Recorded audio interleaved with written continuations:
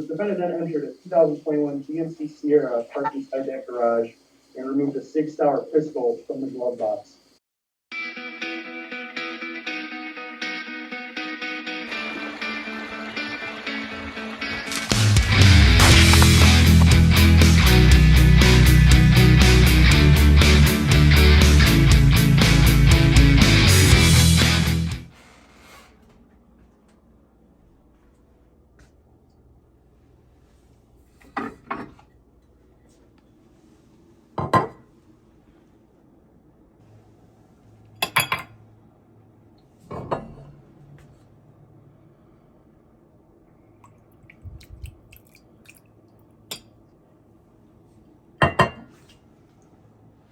Hi, I'm Scott and welcome back to the channel. Welcome back to the library.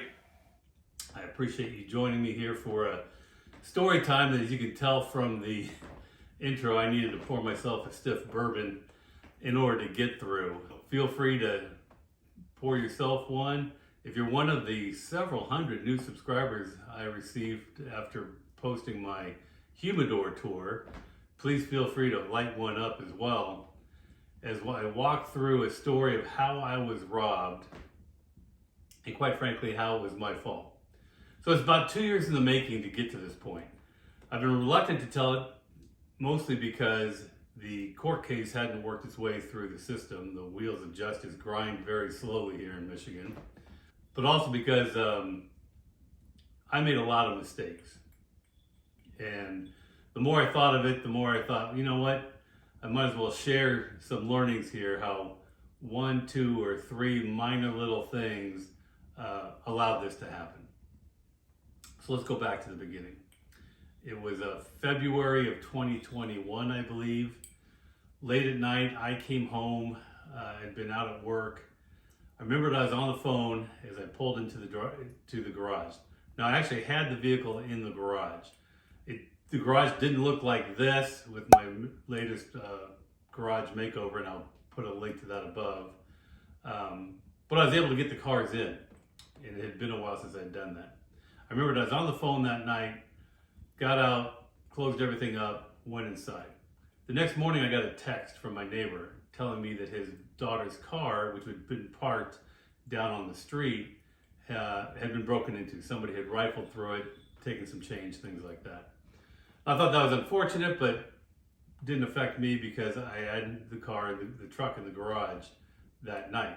I went to where I keep all my stuff and grabbed my wallet and my keys, went to grab my concealed carry for the day, and it wasn't there. And I figured, oh shoot, okay, I think I left it in the truck last night. So that's the first problem. Obviously, when you carry every day, you want to make sure that your weapons are properly secured. I thought I had. Obviously, I hadn't. So I went out to the truck, and sure enough, it was gone. It wasn't where I left it. So I searched around, realized it was gone, and then decided to look at the videotape. Now, mind you, I have 2 completely separate camera systems here at the house. And they're not hidden. They're right out in the open, as you can see here, and here, and here. And what I found was at about 11:30 that night, when I was still up, banging around the house, the suspect walked up my driveway, casually strolls up like he owns the place. You can see walking right past the lights on in the kitchen area where we tend to hang out, and into the man door into the garage. All right, here's the second issue. That man door normally locks. A while before this happened, the lock stopped working and I hadn't fixed it yet. But the door would close, it just wasn't locked. So that's another issue. You can see the guy was in the garage for maybe 20-30 seconds, and then he casually strolls away. And during that time, he went through my truck, found my weapon, and took off with it. Now, you might be thinking, well, why wasn't I alerted that somebody was walking up my driveway? So my secondary system will do that. It will alert me that somebody's in the driveway. Hi, You are currently being recorded. But as often happens in a situation like this, yet another failure point is I'd had the landscapers here all that day. They were all around the house. They kept setting off the motion sensors, which was giving me alarms, so I had turned them off. I hadn't gone to bed yet, and I hadn't turned it back on when this person walked up the driveway. So I didn't get an immediate alert that there was somebody in the driveway. And truth be told, that's probably a good thing the way it worked out, because had I been alerted and quickly seen somebody walking up my driveway, I would have gone out to confront them using one of my other weapons that I have, speared around the house like Easter eggs. And that could have been a serious consequence, because at that point he already had my other gun. So I wasn't notified that he was there.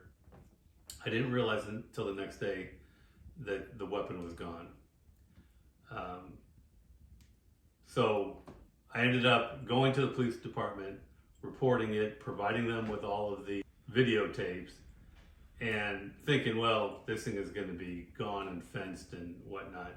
And it was. Now, the police did a fantastic job. Nowadays, I don't know what people think, that they can just stroll up to people's property and not be videotaped.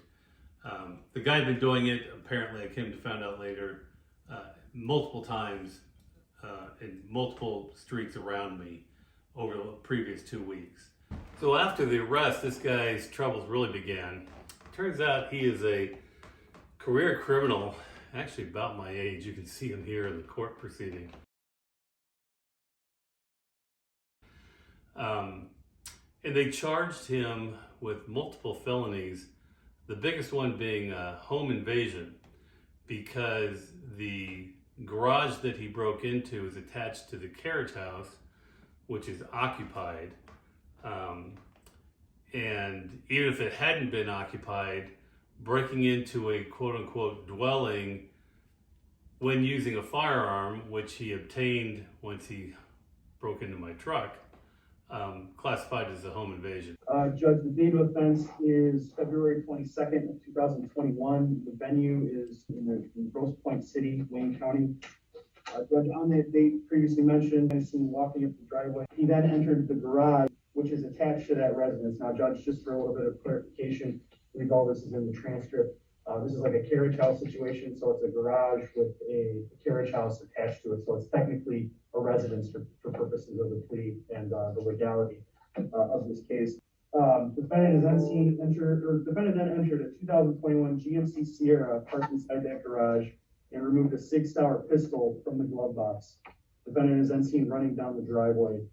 The home invasion first statute indicates that if somebody is home at a residence, that satisfies the factual basis, or if the defendant is armed with a firearm. So they stuck him with a home invasion charge, several other felonies. He was looking at quite a bit of time. He was locked up for about 1.5 years, and eventually they pled it out, as they do in these cases. Time served and a few other things. It took 1 year and 10 months almost for the case to grind through the system and for me to finally get my weapon back, as you can see here.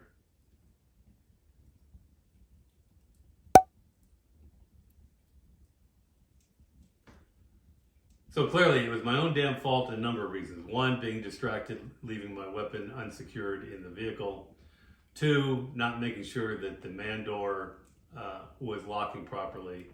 3, not having one of my redundant camera systems up and running, which would have notified me when somebody walked up the driveway. So that's it. If you've enjoyed me telling you what an idiot I am, please hit the like, subscribe, and bell button. Comment down below if you've ever been robbed and what the weak links in the chain of events was that allowed that to happen.